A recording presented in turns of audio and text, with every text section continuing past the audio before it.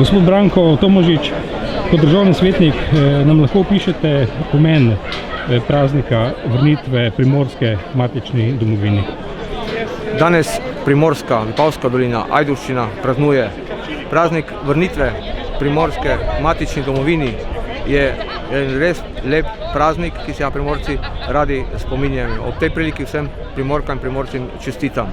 V spomin na protifašistični boj, na naše rodoljube, kot so Teršelj, Vojko, Bratuš, kot so Tigrovci, bom predlagal v državnemu svetu, da se preimenuje velika dvorana državnega zbora po našem skladatelju, mučencu, ki so ga zastrupili fašisti, Lojzetu Bratužu, in se ta veliki salon poimenuje po njegovem imenu.